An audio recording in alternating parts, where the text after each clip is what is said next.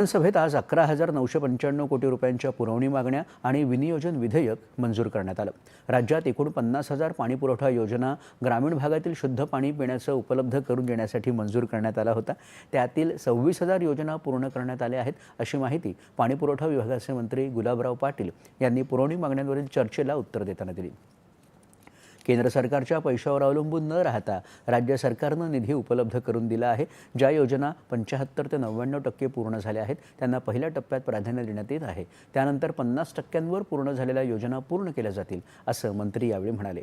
येत्या अर्थसंकल्पात जलजीवन मिशनसाठी नवीन योजना राबवण्यात येणार आहे, अशी माहिती देखील मंत्री पाटील यांनी दिली।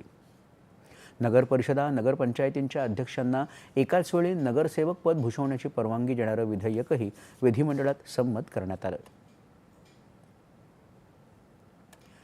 राज्यातील साखर उद्योगासमोरील विविध अडचणींच्या पार्श्वभूमीवर